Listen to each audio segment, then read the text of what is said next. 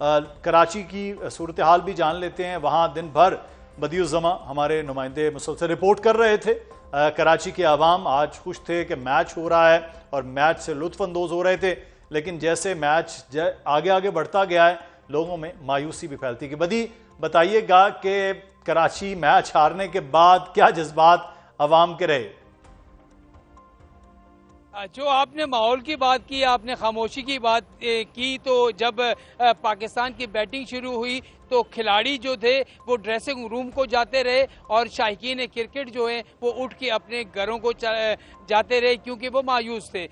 एक तो जब पाकिस्तान ने बॉलिंग शुरू की 175 रन का जब टारगेट था, तो जब हमने लोगों से बात की तो लोग उस वक्त भी पुरुमीद थे कि पाकिस्तान टीम जीतेगी जितना भी बड़ा टारगेट हो। लेकिन आपने खुद देखा कि पाकिस्तान टीम की बॉडी लैंग्वेज जो थी वो बिल्कुल हमें जीत की नजर ही नहीं आ रही थी। जब दोनों ओपनर मैदान में दाखिल हुए और जिस तरीके से उन्होंने शुरुआत की आपके सामने है। एक हमारा फास्ट बॉलर है जो 2 ओवर में 30 रन देता है और एक उनके जो दोनों फास्ट बॉलर थे उन्होंने शुरू में ही कमर तोड़ दी, आगे 4 विकेटें ले ली और उसके बाद पाकिस्तान की टीम जो है संभल ना सकी। असल में जो पाकिस्तान और भारत की टीम में फर्क था वो ईशान किशन का था। जिस तरीके से ईशान किशन ने अभिषेक शर्मा के आउट होने के बाद बैटिंग की और जिस तरीके से वो बैटिंग की वो यकीनी तौर पर उन्होंने बता दिया कि T20 क्रिकेट इसे कहते हैं। वो 190 के स्ट्राइक रेट से खेले और ओवरऑल मैं आपको बताऊं कि इस वक्त ईशान किशन का जो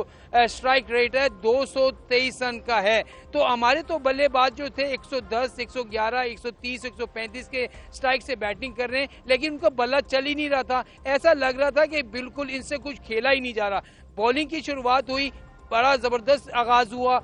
अभिषेक शर्मा जिनसे बड़ी उम्मीदें थी भारत को वो आउट हुए, लेकिन उसके बाद पाकिस्तानी बॉलर एक बार फिर जो है वो अपनी पुरानी रविश में आ गए कि 1 विकेट लेने के बाद जो है उन्होंने कुछ इस तरह की बॉलिंग नहीं की। फिर जब उस्मान आए तो उस्मान ने थोड़ा बहुत अच्छी बॉलिंग की, लेकिन आखिर में आपने देखा होगा कि जिस तरीके से शिवन डोबे ने बैटिंग की और शाहीन अफरीदी के ओवर में उन्होंने छक्के चौके लगाया, तो उसके बाद जो है 175 रन का टारगेट एक ऐसा टारगेट था और इंडिया के पास 4 बेहतरीन स्पिनर थे और उसके बाद 2 जो उनके पास बेहतरीन फास्ट बॉलर थे, तो उनके सामने पाकिस्तान टीम संभल न सकी। ये रोशनियों का शहर है कराची और रोशनियों के शहर में हर तरफ रोशनी थी, सड़कों पर स्क्रीनें थी। यहाँ पर तकरीबन 25 से 30 मकामात ऐसे थे जहाँ पर बड़ी बड़ी स्क्रीनें थी। शायकीन क्रिकेट तैयार होकर आए, अपने संडे को फंडे बनाने के लिए आए, लेकिन यहाँ पर लेकिन बदी रोशनियों के शहर में दिन भर रोशनी रही है। लोगों के चेहरे भी रोशन थे, आंखें भी रोशन थी कि आज एक अच्छा मुकाबला देखने को मिलेगा। लेकिन अब आपके पीछे जो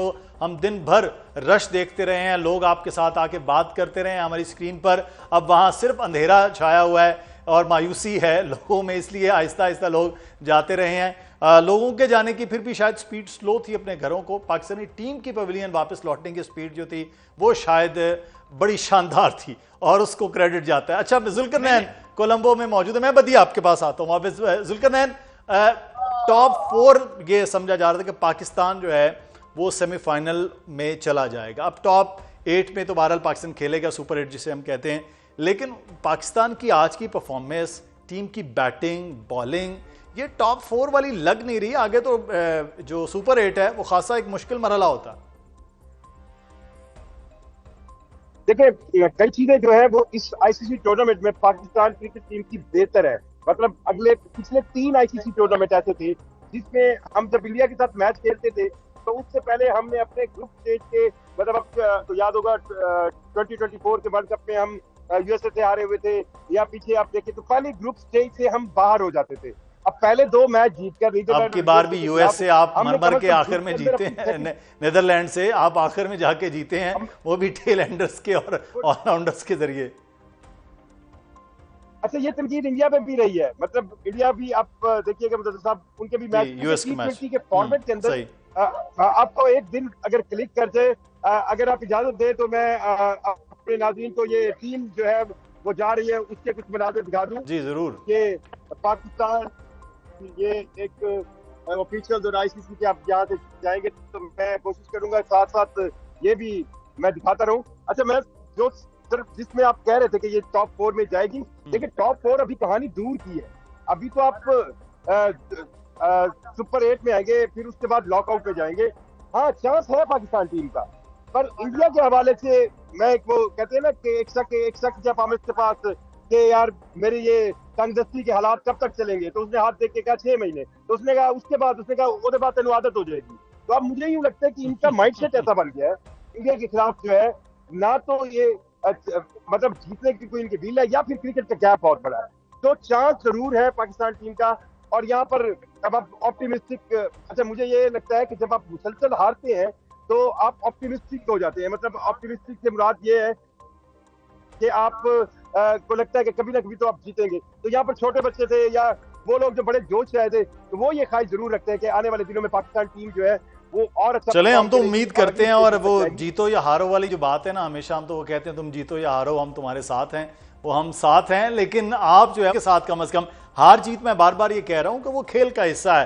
बीइंग ए स्पोर्ट्समैन हमें भी पता है कि लेकिन एक जान मार के खेलना होता है, एक मुकाबला करके खेलना होता है। आप अपनी परफॉर्मेंस दिखा के खेलते हैं। उनकी टीम ऑन पेपर बहुत अच्छी है, कंडीशंस आपको सूट कर रही थी, मुसलसल आप इस पिच पे खेल रहे थे, बल्कि आप सेकंड होम ग्राउंड बना हुआ कोलंबो आपका, लेकिन उसके बावजूद आप अगर उसको रीड नहीं कर पा रहे हैं, टॉस भी जीत गए हैं, तो फिर ये सूरत हाल आपकी है। तो क्या क्या है बदी, आप कुछ कह रहे थे कि कराची में हम जो बात करें, क्रिकेट का भी बड़ा क्रेज है, क्रिकेट पूरे पाकिस्तान में, कराची के लोगों में और ज्यादा क्रिकेट का क्रेज है।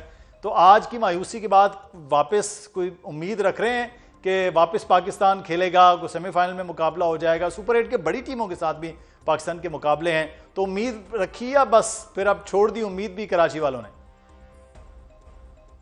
देखिए, कराची वाले जो हैं वो यहाँ से जब मायूस लौट रहे थे, चाहे वो फैमिलीज हों चाहे वो बच्चे हों, और एक बच्ची का मैंने सॉल्व लिया, उससे मैंने बात की तो लिटरली वो रो रही थी। वो कह रही थी कि मैं इतना सुबह से तैयारी करके आई थी, मैं ये चाह रही थी कि पाकिस्तान टीम हर टीम से हार जाए लेकिन भारत से ना हारे, लेकिन मायूस हो गए। उम्मीदें तोड़ देते हैं जब ये लोग तैयार होके आते हैं, बड़ी स्क्रीनों पर मैच देखते हैं, अपने घर के काम काज छोड़ते हैं, लेकिन पाकिस्तान टीम ने हमेशा, अभी जुल्करनैन भाई बात कर रहे थे, मैं आपको बताता हूँ कि 14 मरतबा हम आईसीसी के इवेंट में हम भारत से हारे, 3 मरतबा एशिया कप में हारे, और इंडिया की अगर बात करें चैंपियंस ट्रॉफी विदाउट लॉस जीती, उसके अलावा T20 world cup without loss जीता, फिर वो वनडे कप के फाइनल में एक मैच हारने के बाद जो है वो आउट हुए। लेकिन हम जो है मुसलसल हार रहे हैं। तो सर ये क्या है? सिलेक्शन कमेटी पर बातें उठ रही हैं। यहाँ पर कितने लोगों से मैंने बात की, उन्होंने कहा ये टीम की सिलेक्शन ही कुछ नहीं है, हमारे पास तो बल्लेबाज ही नहीं है।